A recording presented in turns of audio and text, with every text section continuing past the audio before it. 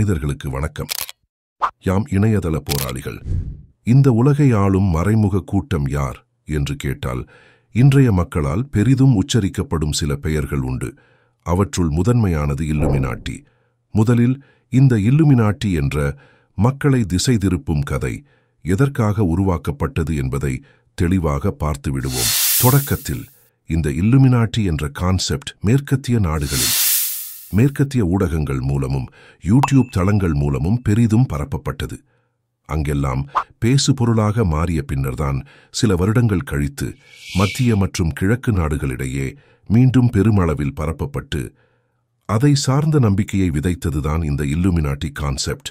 இந்த இல்லுமினாட்டி கான்செப்டை தான் தற்போது இந்தியாவிலும் பரப்பி நடக்கும் அத்தனை விஷயத்திற்கும் இல்லுமினாட்டிகள்தான் காரணம் என்று கூறி ஒரு பொதுவான எதிரியை உருவாக்கி மக்களை திசை திருப்பினார்கள். தற்போது வரை திசை திருப்பி வருகிறார்கள். முதலில் நீங்கள் ஒன்றை புரிந்து கொள்ள வேண்டும். யாரெல்லாம் உலகை ஆளும் கூட்டம் இல்லுமினாட்டி என்று சொல்கிறார்களோ அது எதுவும் உண்மை கிடையாது. மாறாக மேற்கத்திய ஊடகங்கள் மற்றும் யூடியூப் தளங்கள் மூலமாக ஏற்கனவே கூறிய அதே கதையைதான் மீண்டும் உங்களுக்கு திசை திருப்பும் கதையாக திணிக்கிறார்கள். அதற்கு முன் உங்களுக்கு இந்த காணொளி பயனுள்ள தகவலை தந்தால் தேங்க்ஸ் எனும் அன்பளிப்பு மூலம் உங்களது ஆதரவை தெரிவிக்கலாம். அதோடு இந்த காணொளி உங்களுக்கு பிடித்திருந்தால் மறக்காமல் லைக் என்ற விருப்பத்தை தெரிவித்து ஊக்கப்படுத்துங்கள். முதலில் மேற்கத்தியர்களிடம் இந்த இல்லுமினாட்டி கதை எப்படி பிரபலமானது என்பதை பார்த்துவிடலாம். இந்த கான்செப்ட் மிகவும் பிரபலமாக பிரதான காரணமாக இருந்த திரைப்பட இயக்குனர்தான் ஸ்டான்லி குப்ரிக். ஐக்யூ சோதனையில் 700 புள்ளிகளை கொண்ட அசாத்திய புத்தி கூர்மை கொண்டவர்தான் இந்த ஸ்டான்லி குப்ரிக். இவரது அனைத்து படங்களின் மூலமும் மனிதர்களை திசை திருப்பும் வேலையை மிகச்சரியாக செய்து வந்தார். இவரது 70வது வயதில் ஐஸ் வைட் ஷட் என்ற தலைப்பில் டாம் க்ரூஸை வைத்து ஒரு படத்தை இயக்கினார். இதுதான் அவரது இறுதி படம். இதில்தான் முழுமையாக மனிதர்களை திசை திருப்ப அவரது இறுதி அச்சாணி போடப்பட்டது. இந்த படத்தில் இல்லுமினாட்டிகள் இருப்பதாக கதை வடிவமைக்கப்பட்டிருக்கும். இந்த படத்தை வார்னர் பிரதர்ஸ் நிறுவனம் தயாரித்தது. படம் முழுமையாக முடிக்கப்பட்டதும் குப்ரிக் அதனை தயாரிப்பாளர்களுக்கு காண்பிக்கிறார். தயாரிப்பாளர்களுக்கு மிகுந்த மகிழ்ச்சி.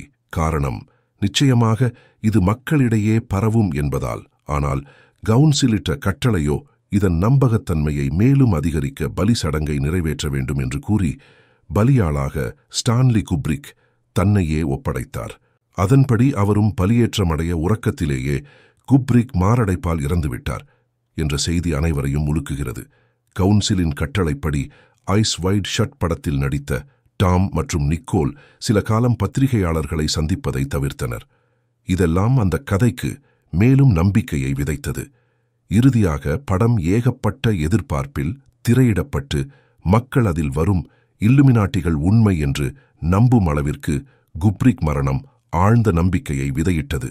அதைத் தொடர்ந்து ஊடகங்களும் யூடியூப் சேனல்களும் இதனை கண்டென்ட்டாக வைத்து மக்களை திசை திருப்பும் வேலையை திறம்பட செய்தன. அதே வேலையைத்தான் தற்போது இங்குள்ள ஊடகங்களும் யூடியூப் சேனல்களும் செய்து வருகின்றன.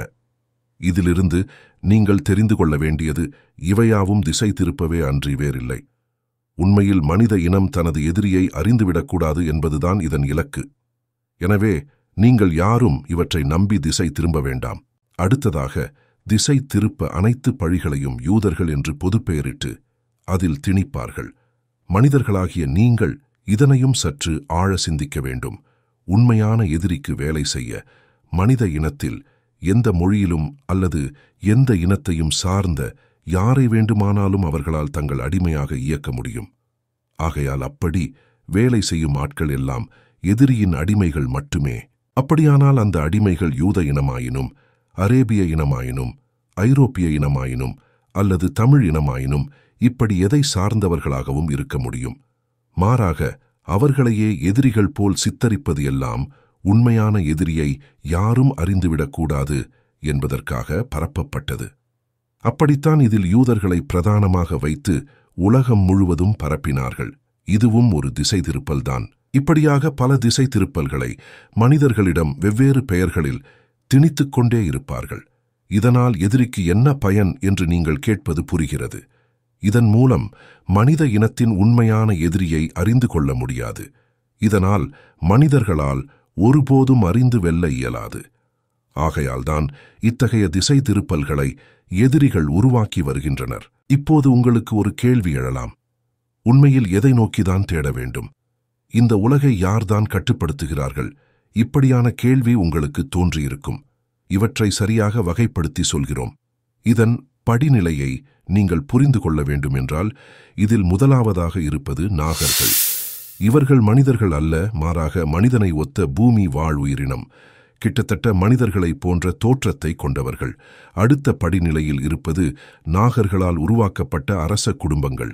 இவர்கள் நாகர்களின் மரபணுவை பெற்ற மனித இனம், அதாவது மனித இனத்தில் உண்டாக்கப்பட்ட மனித கலப்பினங்கள். இவர்கள் மனித மரபணுவும் நாக மரபணுவும் இணைந்து உருவாக்கப்பட்ட இனம். இவர்களை கொண்டுதான் உலகில் மனிதர்களை அடிமையாக்கி ஆதியிலிருந்து ஆட்சி செய்கின்றனர் நாகர்கள். இந்த ராயல் ஃபேமிலிஸ் தான் இன்றைய உலகில் 2 கவுன்சில்களை நிறுவியுள்ளது. ஒன்று ராயல் கவுன்சில், மற்றொன்று ஜாயிண்ட் கவர்னன்ஸ் கவுன்சில். இதில் ராயல் கவுன்சில் என்பதுதான் உலகை 7ஆக பிரித்தது. இந்த 7 கண்டங்களில் உள்ள நாடுகளை நிர்வாகம் செய்ய ராயல் கவுன்சிலால் தீர்மானிக்கப்பட்ட அரச குடும்பங்கள் நிர்வாகத்தை நடத்தும். ஒவ்வொரு நாட்டிற்கும் இந்த நிர்வாக செயல்பாடு மாறும்.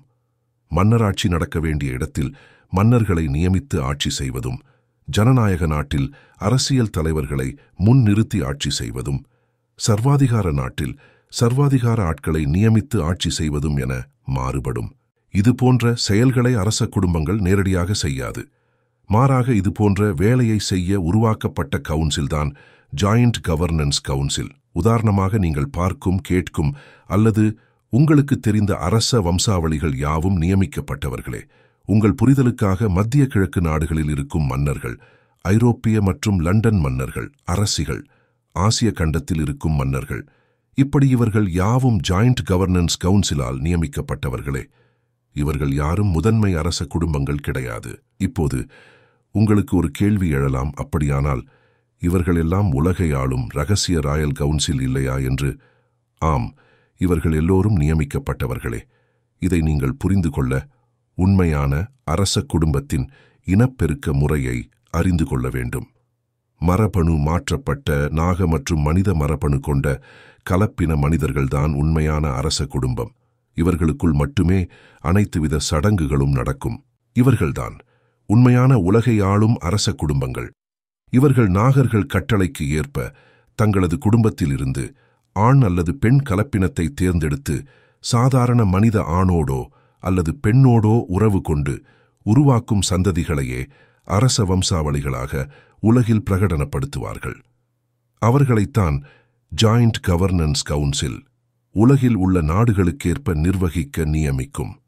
இவர்களுக்குள் போட்டிகள் உண்டு. அந்த போட்டியின் வெளிப்பாடுதான் நாடுகள் என பிரித்து தனித்தனி நிர்வாகமாக பிரித்து ஒருவருக்கொருவர் போட்டி போடுவது. இப்போது உங்களுக்கு தெளிவாக புரிந்திருக்கும். நீங்கள் கேட்ட, நம்பிய அனைத்து இரகசிய கூட்டங்களின் பெயர்களும் உங்களை திசை திருப்ப உருவாக்கப்பட்டவை என்று. ஆகவே நீங்கள் திசை திரும்பாமல் இருங்கள். நன்றிகள் பல.